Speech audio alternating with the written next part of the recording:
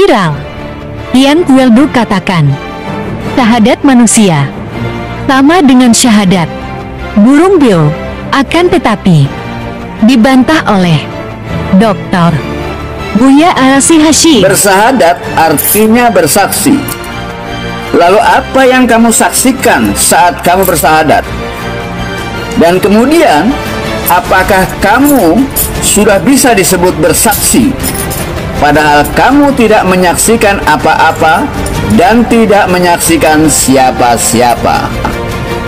Apa yang bisa kamu lakukan barulah sebatas mengucapkan 2 kalimat syahadat. Hanya sebatas mengucapkan, atau lebih tepatnya barulah menyuarakan kalimat syahadat melalui mulutmu sehingga terdengar oleh kedua telingamu. Lalu, apa makna dan manfaatnya jika kamu hanya mampu mengucapkan atau sekedar menyuarakan atau membunyikan kata-kata yang ada di dalam 2 kalimat syahadat? Karena burung-burung beo pun bisa menyuarakan kata-kata dalam 2 kalimat syahadat jika mereka dilatih terus-menerus. Lalu apa bedanya kamu dengan burung-burung beo? Intinya syahadat itu beda alatnya, beda syahadatnya, beda sumbernya, beda syahadatnya. Syahadat mata memandang, syahadat telinga mendengar, syahadat lisan berikrar, syahadat kolbu bertasdik, percaya. Syahadat ruh kembali kepadanya. Beda ya? Terus terjawab nggak semua? Udah terjawab semua itu. Antum ulang pertanyaannya semuanya di situ. Ya. Syahadat mata memandang. Rasulullah secara fisik sudah wafat. Telinga kita, mata kita masih lihat orang yang punya gurunya bersambung silsilahnya kepada Nabi. Ada yang nasabnya bersambung ke Nabi, ada yang silsilah ilmunya bersambung kepada Nabi. Masih ketemu nggak? Masih ketemu. Saya itu dapat satu musalsal dari guru saya, Syekh Ahmad Marwazi, ya, Kiai Betawi lama di Mekah. Apa kata beliau? Guruku Syekh Yasin berkata, aku melihat kepada guruku. Gurunya berkata, aku melihat guruku. Guru yang di atas ngomong terus. Lalu sampai kepada sahabat Nabi mengatakan, aku memandang kepada Nabi Sallallahu Alaihi Wasallam. Dan itu diijazahkan, namanya musalsal. Gak cukup pakai ijazah lisan, harus kemudian dibacakan. Saya pun memandang guru saya, Kiai Ahmad Marwazi, yang memandang orang yang memandang Rasulullah Sallallahu Alaihi Wasallam. Maka ini pun namanya syahadat bersanad, karena masih pakai mata, pakai telinga. Kalau kolbu syahadatnya berikrar, akal syahadatnya mengisbat, menerima, sama dengan kolbu, cuma beda dimensi. Sabar, kalau ruh nanti, semoga kalau ilmu ma'rifatullahnya sudah turun, ruhnya juga bersyahadat, berpulang kepada Allah. Inna lillahi wa inna ilaihi raji'un. Jadi inna lillahi itu syahadatnya ruh, pulang kepada Allah. Jadi syahadat itu banyak. Syahadat pulang innalillah. Di perut ibu kita juga syahadat, di alam ruh kita syahadat, sebelum itu masih nur juga ada syahadatnya. Ada syahadat semua. Syahadat itu persaksian, beda masa, beda syahadat, beda arah, beda syahadat. Ya, syahadat di zaman Nabi Musa, asyhadu an la ilaha illallah wa anna Isa ruhullah wa kalimatullah. Ya, barangkali begitu ya, Bang Juma.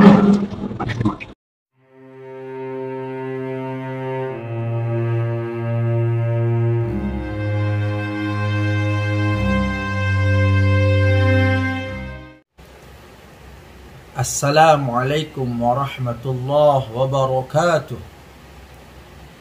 Alhamdulillah, wassalatu wassalamu ala rasulillah Sayyidina Muhammad ibn Abdillah al-qa'imi bihuquqillah ma daqat illa wa farrajahullah. Allahumma aslih ummata Muhammadin sallallahu alaihi wasallam wa farrij an ummati Muhammadin sallallahu alaihi wasallam warham ummata Muhammadin sallallahu alaihi wasallam وانشر واحفظ وأيد نهضة الوطن في العالمين بحق سيدنا محمد صلى الله عليه وسلم. Amma ba'du. Puji syukur kita panjatkan kehadirat ilahi Rabbi yang telah memberikan beribu-ribu kenikmatan kepada kita, terutama kenikmatan iman, Islam, serta nikmat sehat. Kedua kalinya salawat dan salam kepada junjungan alam Nabi kita Nabi Muhammad sallallahu alaihi wasallam dengan lafaz Allahumma shalli ala sayyidina Muhammad wa ala ali sayyidina Muhammad. Sahabat Zen Channel di mana saja berada, kita sudah mendengar tadi tentang penjelasan daripada Hyang Wildo yang mengatakan syahadat manusia. Apa bedanya dengan syahadat burung beo? Tapi jawaban cerdas lagi dan lagi kita dengar daripada Dr. Buya Ar-Razi Hashim. Makanya insya Allah nanti lama-lama beliau akan jadi Profesor Dr. Buya Ar-Razi Hashim. Bahwa beda alatnya, beda syahadatnya. Syahadat mata itu memandang kepada orang yang sudah memandang Rasulullah Sallallahu Alaihi Wasallam. Jadi maksudnya bersanak gitu. Ya, syahadat tangan, syahadat telinga itu beda. Tetapi di sini admin mau menyampaikan bahwa Hyang Wildo ini adalah orang yang bukan pengikut Nabi Muhammad Sallallahu Alaihi Wasallam. Akan tetapi orang yang mengaku spiritual. Ya, adalah seorang spiritualitas, ya, bukan mengaku tapi memang benar dia spiritualitas, dan dia menyampaikan syahadat dengan akal rasionalnya sendiri, dengan pendapat-pendapat yang beliau ungkapkan bukan berlandaskan Al-Quran dan hadis. Sedangkan kita umat Islam harus merujuk kepada yang pertama Al-Quran, yang kedua Al-Hadis, yang ketiga Ijma', yang keempat Al-Qiyas. Ini yang harus menjadi patokan kita atau pedoman kita umat Islam. Sebelum kita menggunakan akal kita atau menggunakan pikiran kita untuk mengucapkan suatu paradigma atau suatu ungkapan, maka terlebih dahulu kita lihat dulu dari Al-Qur'annya, yang kedua dari hadisnya, yang ketiga qaul ulama atau ijma' ulama, yang keempat barulah qiyas. Nah, qiyas inilah tempat kita menggunakan akal itu. Jadi sahabat Riza Official, sahabat Zen Channel di mana saja berada, bahwa syahadat kalau kita di orang Islam itu ketika non muslim masuk ke dalam Islam, cukup dia mengucapkan dua kalimat syahadat, yakni asyhadu an la ilaha illallah wa asyhadu anna sayyidana Muhammad Rasulullah. Ini harus diucapkan karena ini adalah rukun pertama sebagai umat Islam. Terus bagaimana dengan yang disampaikan Hyang Wildo bahwa orang ini hanya sebatas mengucapkan? Iya, kami itu di umat Islam, kalau ada non muslim masuk ke dalam Islam, itu mereka harus dan wajib mengucapkan dua kalimat syahadat. Rukun Islam yang pertama itu adalah mengucapkan dua kalimat syahadat. Jadi kalau orang yang awam itu memang iya, mereka mengucapkan. Akan tetapi di sini mohon maaf, jangan disamakan orang yang mengucapkan dua kalimat syahadat dengan burung beo yang mengucapkan 2 kalimat syahadat. Apakah burung beonya Islam? Ingat. Salah satu syarat sholat itu pertama adalah Islam, yang kedua adalah balik berakal. Jadi pembeda antara manusia dengan burung beo itu adalah akalnya.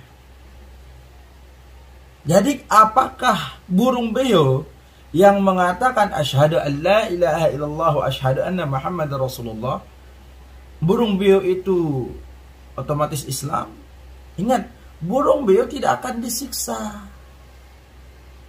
Kalau kita manusia masih punya akal, bisa membedakan antara yang hak dan yang batil, maka kita ini akan disiksa nanti ketika kita melanggar pedoman-pedoman syariat Islam. Ingat, setelah orang itu bersyariat, mengucapkan 2 kalimat syahadat, sholat, puasa, zakat, haji, maka nanti akan orang itu naik ke tingkatan yang kedua, yaitu tariqat. Nah, kayak antum ini yang Wildo, itu sebenarnya pembelajaran antum ini ada di kami, di orang-orang tariqah. Nah, disinilah orang-orang yang ingin mengenal lebih detailnya Allah, ingin menyaksikan Allah, ingin melihat Allah, ingin mengutarakan syahadat ini, ingin mengaplikasikan syahadat itu, maka dia masuk nanti ke dalam ilmu tariqat.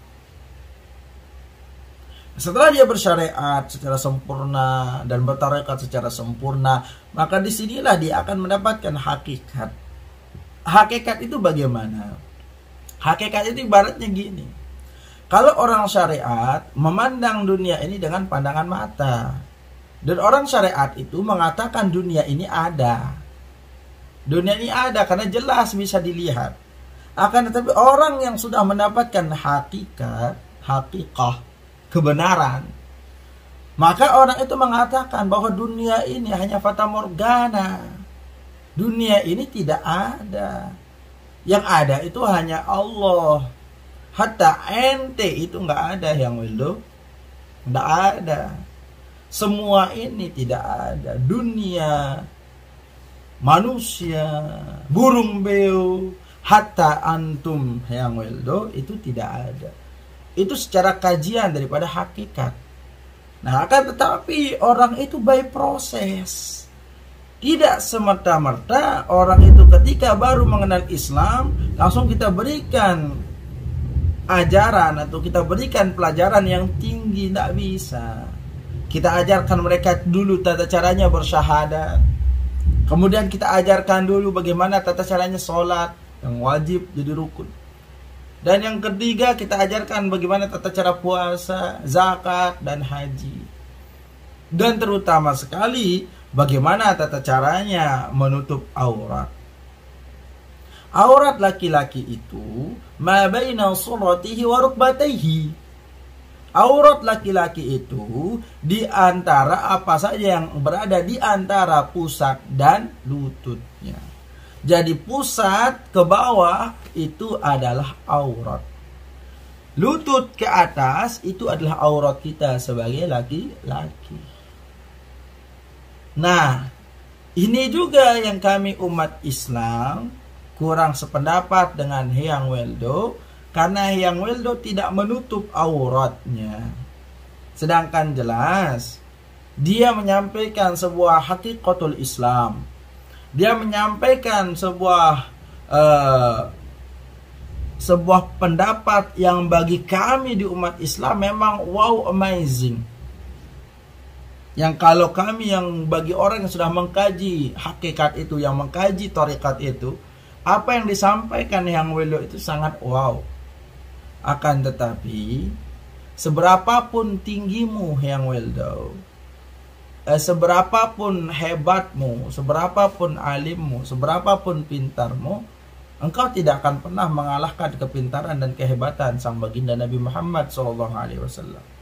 Sang baginda Nabi Muhammad SAW itu selalu menutup auratnya.